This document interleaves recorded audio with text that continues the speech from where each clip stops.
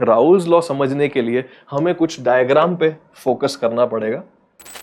मान लो एक डब्बा है मेरे पास, इसको बोलते हैं बॉक्स ए। इसमें मैंने रखा है एक liquid which is a volatile liquid. Volatile मतलब हीट करो तो ये वेपराइज करता है, ठीक है। तो नॉर्मल रूम टेम्परेचर पे क्या होगा कि लिक्विड तो लिक्विड प्रेजेंट ही है, इसके कुछ वेपर के पार्टिकल्स ऊपर यहां प्रेजेंट होंगे, ठीक है। तो जैसे अगर आपने पानी लिया तो वाटर वेपर भी उसके ऊपर प्रेजेंट होगा। So this is your liquid phase and this is your vapour phase. और इस वेपर क्या गैस फेज है ना, तो इस वेपर का प्रेशर मैं बोलता हूं ओरिजिनली यहां पे सिर्फ ए है, ठीक है, यहां पे सिर्फ लिक्विड ए है, तो vapour pressure of the vapours of A is equal to P naught A, ठीक है।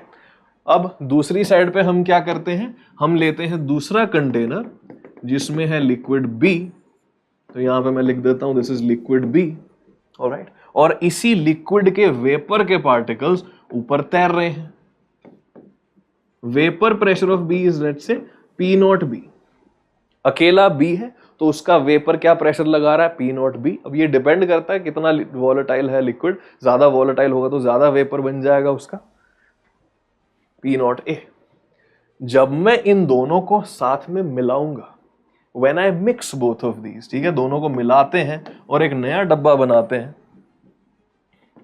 तो यहां पे ए भी है, ऊपर भी ए है और इसके अंदर बी भी है, और ऊपर बी का वेपर भी है, ठीक है। अब जो मिक्सचर बनाया मैंने, इसमें मान लो कि आपका ए का मोल फ्रैक्शन है काय ए, लिक्विड में ए का मोल फ्रैक्शन है काय ए, उसको लाल रंग से ही बनाते हैं, रुको।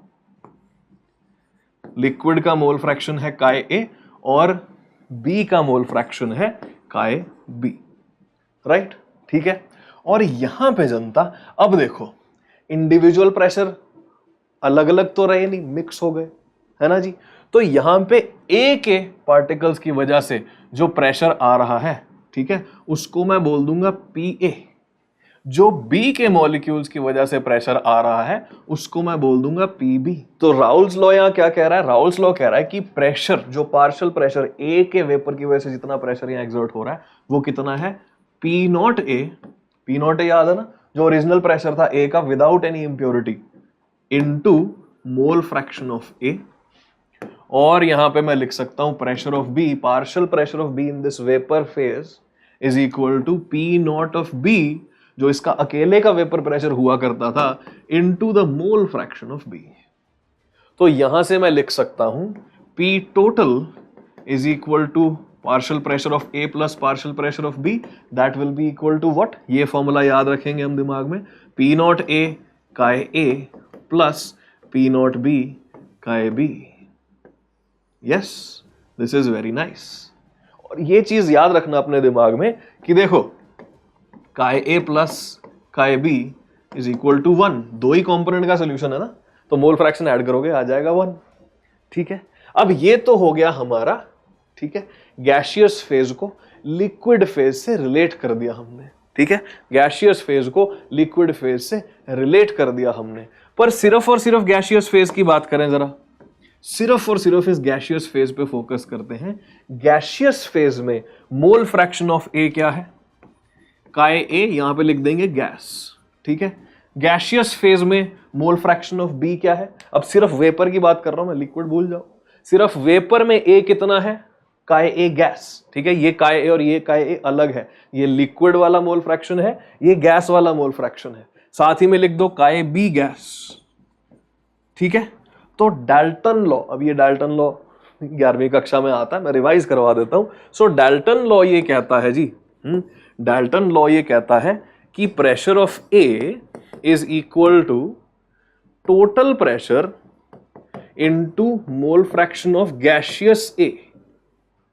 यहां पे गैसियस लिक्विड से रिलेट हो रहा है, यहां सिर्फ गैस में चल रही है बात है, ठीक है। अब ये काय ए गैस को कई बार बुक्स में वाई ए भी लिखा होता है, काय बी गैस को कई बार बुक्स में वाई बी भी लिखा होता है, तो वो आप ध्यान में रखिएगा। यहां पे मैं लिख सकता हूं बी के लिए that pressure of B is equal to P total into the gaseous mole fraction of B। ये भी याद रखिएगा दिमाग में। क्वेश्चंस में होता क्या है, सिंपल सिंपल क्वेश्चन आते हैं जेईई में, इससे ये वाला फॉर्मूला और ये वाला फॉर्मूला कंबाइन करना होता है।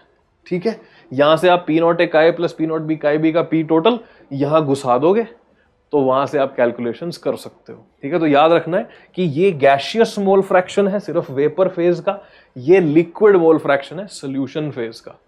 क्वेश्चंस जब हम क्वेश्चन सॉल्विंग क्लास करेंगे तब इसकी एप्लीकेबिलिटी आएगी। ठीक है, डिस्क्रिप्शन में भी एक लिंक होगा जहां पे इसकी रेगुलर क्लास है, जहां पे हमने काफी क्वेश्चंस किए हैं इसके। तो रावल्स लॉ का अब थोड़ा ग्राफ देखते हैं।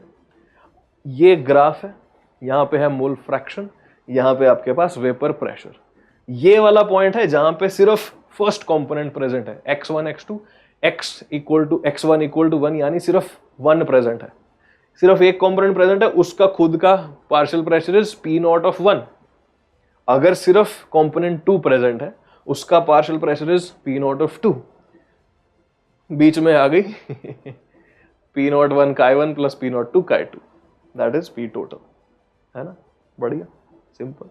तो ओरिजिनल लाइन थी ये सिर्फ और सिर्फ सेकंड की P2 की, ये थी P01 वाली लाइन, ये हो गई टोटल लाइन। तो ये हो गया आपका graph of the Raoult's law. अब राउल्स लॉ ये अज्यूम करता है कि जब मैं सॉल्यूशन बना रहा हूं तो इनके बीच की इंटरैक्शन, ए और बी की इंटरैक्शन ओरिजिनल से अलग नहीं है। अगर ए और बी एक दूसरे को इंटरैक्ट करके अट्रैक्ट करने लग जाए, हाँ, ए और बी को लिक्विड में मिक्स किया, आपस में अट्रैक्ट कर गए, तो वेपर फेज में जाने से रोक लेंगे एक दूसरे को। जितना आपने पी टोटल एक्सपेक्ट किया था वो नहीं आ पाएगा। यस, दूसरा केस ऐसा भी हो सकता है रियलिटी में, रियलिटी में ऐसा भी हो सकता है कि ए और बी को मिलाया, उनके बीच की फोर्स ऑफ अट्रैक्शन इतनी घटिया है कि वो कहें भाई अब तो लिक्विड में बैठना ही नहीं है मुझे, अब मुझे गैस में जाना है सिर्फ। ये दो केसेस होते हैं रियलिटी में जिनको कहते हैं हम डेविएशन फ्रॉम राउल्स लॉ। यह है एक आइडियल केस, आइडियल सॉल्यूशंस के लिए, पर रियलिटी में ऐसा ना होता। ठीक है, रियलिटी में ऐसा नहीं होता।